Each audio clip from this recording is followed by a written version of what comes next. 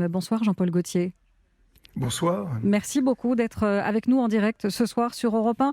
On imagine votre émotion ce soir, vous l'appréciez beaucoup, on le sait, Pierre Cardin. Ben évidemment, parce que je lui dois tout en fin de compte, puisque à l'âge de 18 ans, le jour de mes 18 ans, un téléphone que reçoit ma mère pour me faire venir Place Beauvau, pour lui apporter là où il était, à sa boutique, pour lui venir et puis peut-être travailler avec lui. Voilà, je lui avais envoyé des croquis et il m'a répondu et ça a été mon début dans la mode. Il m'a ouvert la porte de la mode, on va dire. Il était comment à cette époque-là, Pierre Cardin ?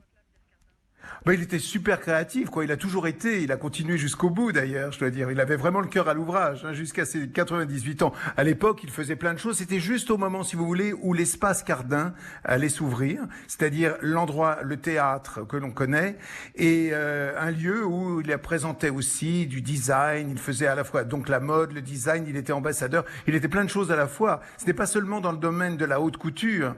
C'est lui le premier aussi qui a inventé le prêt-à-porter. Évidemment, qui a fait donc des vêtements de diffusion qui lui ont permis d'ailleurs d'être rejetés par la chambre syndicale de la couture puisque eux n'appréciaient pas du tout ça, quoi. Mais lui croyait justement, voyait ça comme le futur. Il était vraiment un futuriste. Ça a été quelqu'un de très extrêmement créatif, extrêmement moderne, contemporain et original également, hein.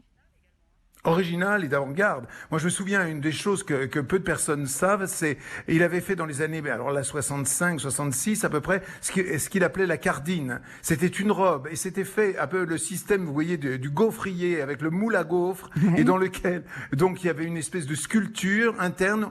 On mettait un liquide qui d'un seul coup se durcissait et devenait comme une espèce de robe comme ça qui s'enfilait. Vous vous rendez compte? C'est absolument quelque chose d'incroyable. Un moulage de robe en vêtements. Ça n'a pas fait carrière, mais ça devrait être pris, quoi. Je crois que c'est quelque chose d'absolument original et jamais fait autrement. Son vestiaire, vous le décririez comment? Il était joyeux, exubérant, il y avait ces matières, vous le disiez, avant-gardistes, hein?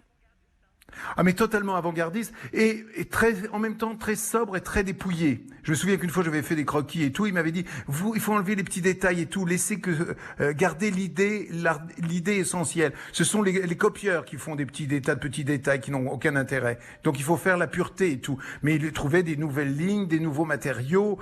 Il n'avait peur de rien en fin de compte, même de faire des défilés qui étaient un peu comme des spectacles. Ça ne se faisait pas à l'époque, c'était très traditionnel les défilés de haute couture. Il y avait Louis Courrèges et Paco Rabanne, je crois, qui étaient les pionniers vraiment de cette mode avant-garde. Il pensait d'ailleurs à la femme du futur. Alors pour lui, c'était la femme qui allait aller sur la Lune et il présentait son défilé comme ça, avec sur le podium, donc à l'espace Cardin, avec un projecteur sur lui. Et il annonçait la femme qui va marcher sur la Lune et tout. C'est pour elle que j'habite, c'est elle que j'habite. Il avait fait d'ailleurs il avait fait des combinaisons dignes de science-fiction, ultra moulantes, les cosmocores, je crois, c'était aussi assez. Les cosmocores, ça c'était assez génial. Alors, une anecdote assez drôle, c'était que la première année où j'ai travaillé chez lui, j'avais réussi à m'acheter un Cosmocore qui était fabriqué à l'époque par Brill. C'était une maison de prêt-à-porter, donc pour hommes. Et je me souviens être allé au Maroc et sur un chameau, avoir monté sur le chameau. Il faut nous envoyer la photo. Promenade en Cosmocore. Je veux dire que ça devait être assez surréaliste. Merci, Monsieur Cardin. J'imagine. Oui, on peut voir la photo, Jean-Paul Gaultier. L'histoire de la mode retiendra aussi ses robes bulles, ses vestes à épaules pagode, ses costumes à col Mao aussi, hein. Tout à fait. Attendez, et le costume des Beatles sans col, c'est-à-dire c'était comme un ras du cou comme ça et tout, qui était quand même assez moderne. Et d'avoir fait pour homme d'ailleurs l'homme un petit avec une ligne un peu plus appuyée, un peu plus près du corps. Vous voyez, sorti des années 50, les années 60, il les a fait vraiment amorcer une ligne plus suivant la morphologie du corps masculin. Et il a été donc c'est quand même un pionnier à faire défiler aussi des hommes.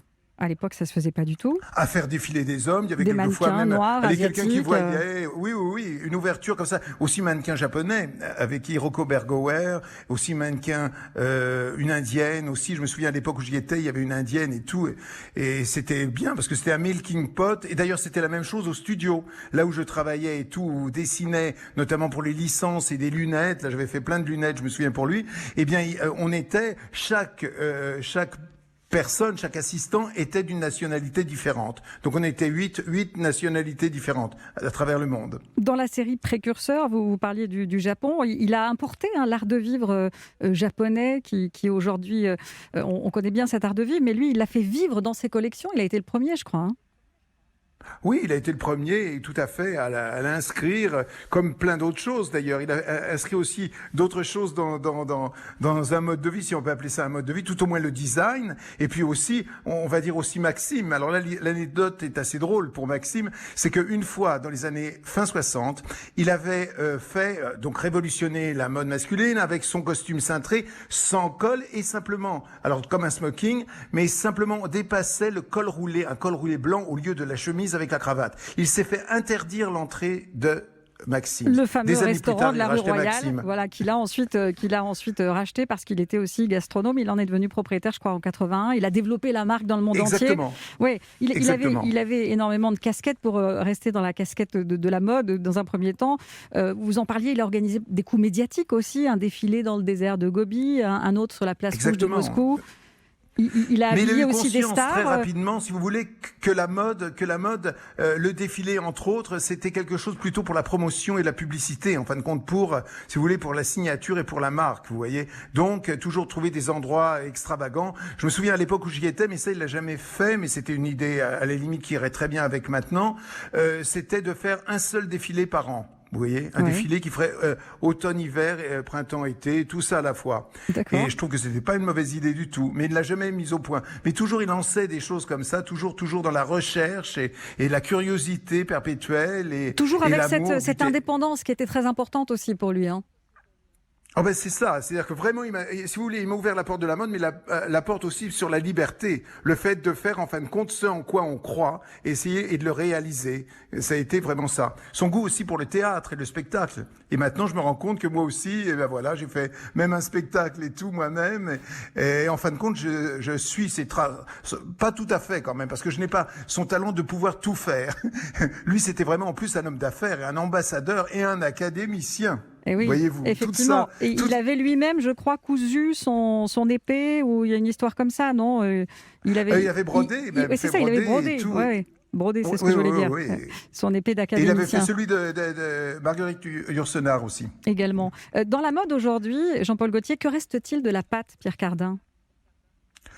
Ben, je crois qu'il reste ce souci si vous voulez, avec tous les revivals qu'il y a et tout, évidemment, le côté assez moderne. Je sais qu'il y a pas longtemps, j'ai fait d'ailleurs un hommage. Je me suis senti capable de faire un hommage à Pierre Cardin. Donc, m'inspirer un peu de choses qu'il avait fait, notamment le cinétisme, la pureté et, si vous voulez, la modernité des années 60, vous voyez. Et ça reste toujours quand même comme une empreinte, en plus, ne serait-ce que dans le design, où maintenant il y a une espèce de revival aussi de cela. Je crois que sa patte, on peut la retrouver partout dans tout ce qui est aussi des rêves et un peu une espèce de futurisme un peu dans le vêtement. On retrouve un petit peu ça. Alors je ne sais pas avec le chaos qui se passe en ce moment comment tout cela va tourner, mais je crois que maintenant toutes les époques se côtoient plus ou moins. Oui. Et avec le retour du vintage et du revival, donc le Cardin pourra tout à fait se porter aussi bien que peut-être que des vêtements historiques, pourquoi pas. Un mot sur son empire, Jean-Paul Gaultier. Il avait une particularité, un amour démesuré pour les licences. Il a là encore été l'un des premiers à se lancer sur ce créneau des licences. C'est-à-dire qu'il autorisait des fabricants ou des distributeurs à apposer son nom sur un produit en échange de royalties, hein, c'est ça? Tout à fait, c'est cela. Et il l'a fait le premier, il a été hyper critiqué. Moi, je sais que quand je suis rentré, c'était le moment où il y avait du chocolat Cardin. Et tout le monde critiquait, disant, mais comment, même du chocolat, il va et même des n'importe quoi et tout. Mais il y avait de tout, de l'eau minérale, des stylos. Et il y a, si vous voulez, un documentaire qui a été fait il y a pas longtemps, il y a à peu près 3 mois, et qui était passé au cinéma, et dans lequel on le voyait, mais parce que ça, je n'avais jamais assisté à une de ces réunions avec ses licenciés, à quel point il faisait attention, il était exigeant, une exigence incroyable pour obtenir exactement ce qu'il voulait, et que l'image ne soit pas du tout dénaturée, vous voyez, que ce soit vraiment un produit Cardin, et pas autre chose, simplement avec une griffe. Ouais, c'est ça. Il disait qu'il connaissait chacun de ses licenciés. C'était quand même quelqu'un d'assez exceptionnel pour ça aussi. Pierre Cardin disait qu'il était difficilement remplaçable. Qui aujourd'hui pourrait le remplacer? Est-ce que vous êtes son héritier? Je ne crois pas. Je crois qu'il est vraiment irremplaçable. C'est-à-dire que Pierre Cardin, c'est Pierre Cardin. Il laisse des traces. Regardez, mettons, sa collection de meubles, de design. Et si on voit, non, je ne suis pas du tout son héritier. Je crois que son héritier, c'est le nom qui va continuer et qui continuera à exister. Il faudra le faire exister. Je ne sais pas de quelle façon, mais en tous les cas, il ne peut pas y avoir quelqu'un qui puisse le remplacer. Il était unique. Je crois trouver toutes ces qualités-là. Regardez, on parle de Saint-Laurent, mais Saint-Laurent, c'était avec Pierre Berger. Berger. Oui. Là, Pierre Cardin, c'est Pierre Cardin tout seul. Vous voyez. Alors quelqu'un reprendre les rênes, je ne sais pas. Enfin, la question ne se pose même pas. Je crois qu'il reste plutôt avec en plus. Quelle facette de lui on peut prendre, parce qu'il y en a tellement de facettes. Oui. Merci en tout cas. C'est une espèce... Excusez-moi, c'est une espèce d'empereur, en fin de compte, dans le côté, si vous voulez, il avait une espèce d'empire comme ça, avec plein de choses, dans plein de domaines différents. Dans le théâtre aussi, c'est lui qui a découvert Depardieu, enfin, il a fait plein de choses, il a été à la fois l'ami et aussi le couturier de Jeanne Moreau, enfin, l'ami, je veux dire l'amant de Jeanne Moreau, oui. Et habillé Viva Maria et tout plein de films. Il aimait beaucoup le cinéma, et il adorait le cinéma et le théâtre. D'ailleurs, après, il faisait un festival, justement, au château de Lacoste, Petit village du Vaucluse dont il était tombé sous le charme. Effectivement, on ne va pas pouvoir tout dire parce qu'effectivement, il avait tellement de facettes. Merci en tout cas, merci infiniment Jean-Paul Gaultier de nous avoir parlé avec autant de passion ce soir de Pierre Cardin qui vient donc de disparaître à 98 ans. Merci beaucoup. Europe Soir, le 18-20, Isabelle Millet.